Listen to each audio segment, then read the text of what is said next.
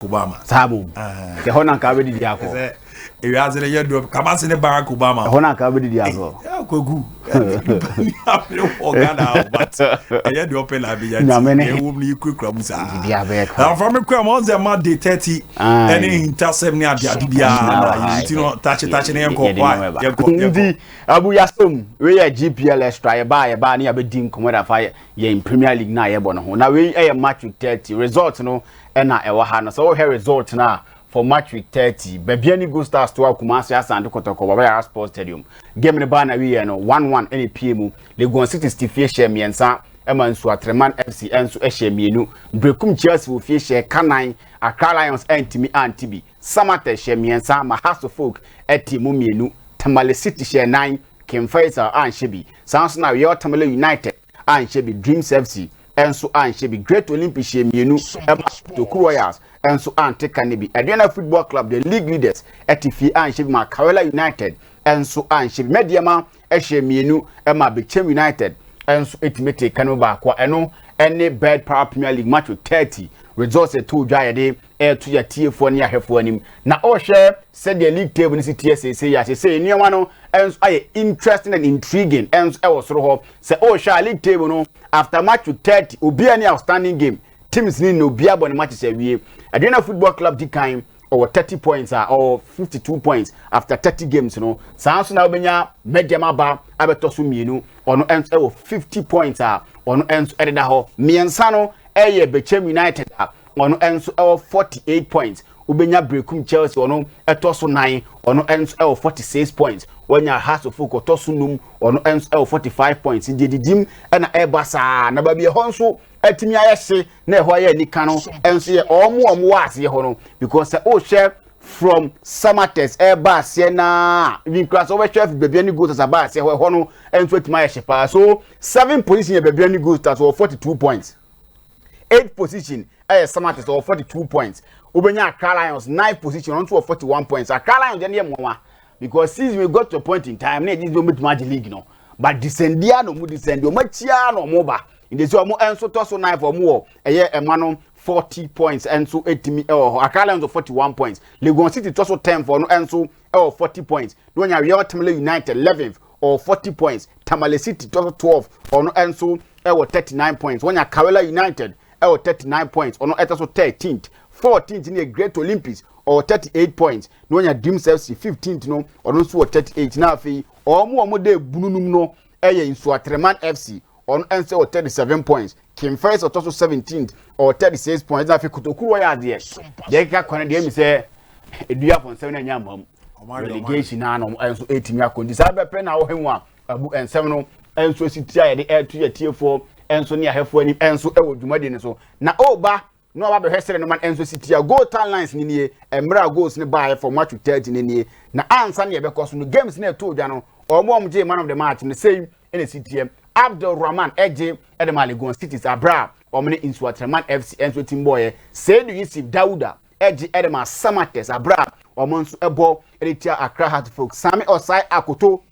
eje edema Tamale City abro mobo editia Kim Faisal Charles Danso for Great Olympics against Kutukuya so no enso eje Idisu Gaddafi for Real Tamale United against Dreams FC so no enso timeje Collins Amya eje edema Brekum Chelsea abra omo enso ebo editia Accra Lions Vincent Atinga ade enso eje edema Mediama after say omo enso ehye Bechem United kamienu na the air one we dey say ono a defender nenso omo ma se goals wo yem Betpawa Premier League nim 2022-2023 no can be 10 goals and what me ahye inte ya dia Vincent Atinga e bon homodin ye pa afi wo yem Betpawa Premier League nim Prince Kwabno wusu esina kan enso de ma goal stars against Asano Kotoko no and a man of the match na fi Sam Adams for Adriana Football Club no enso a man of the match no e de tia team my friend Karela United say and a goal timeline and to me a match with 30 in all no in 25 goals first half 14 and a second half no and 11 now from the first minute to the 15th minute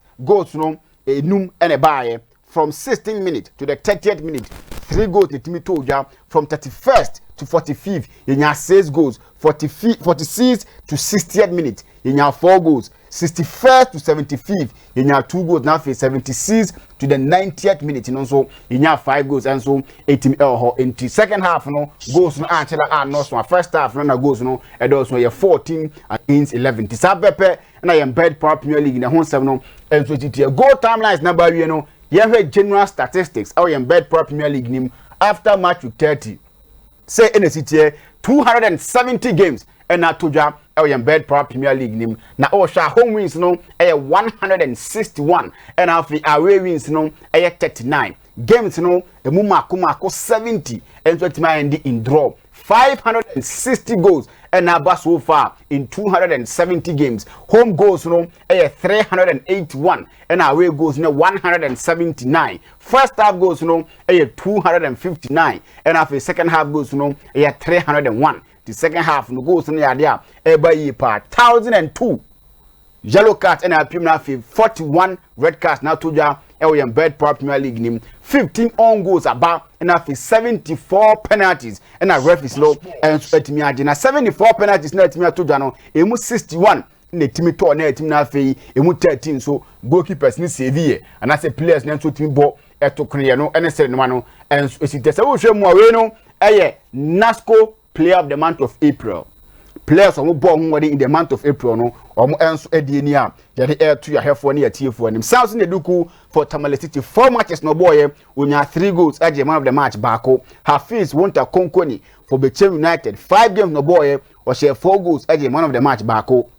Esa Koka for Real Tamale United 5 matches no boy or share 1 goal man of the match bako Samson Bassett Seidu for Accra Lions 5 matches no boy or share 4 goals and so the man of the match bako Steven Mukwala Dese for Asante Kotoko 6 games no boy or share 3 goals the man of the match bako na fe abanje fe ne Kalu Watara nso siakan and ma brekum Chelsea about 4 games or share 3 goals and the man of the match bako and so timo ho a nya do be no in the month of April no eko editia Kumasi Asante Kotoko disabepe and an 7 enso sitie quickly no menko na memfa we no enso emra coaches ne de no enso enti the month of April say in the city Samuel Pakwasi Fabian enso ejinam obo matches na 5 o wini miensa draw baako lusu baako goals wo share ne 6 no concede 3 Samson Abraham Ore Fani Ibrahim Tanku Seidu oba so kawela mu no ya de a wototo nyoma enso ekuye de man panji sa pepe ne city ono so bo 5 games o wini miensa obo draw wa draw ho eno lusu 2 games 6 goals no share no concede 4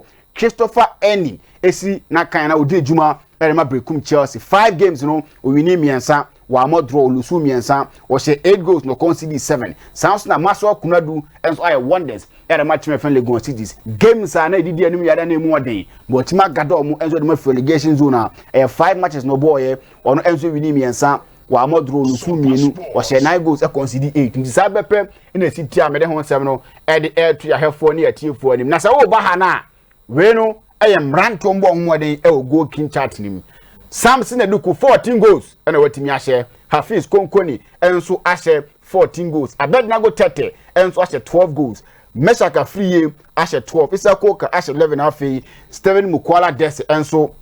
atimi ahye 11 goals no ene said no man enso city abu we ene yen team of the week so we yen team of the week na eno enie mrantie nuba ko mbo nwode yie pa no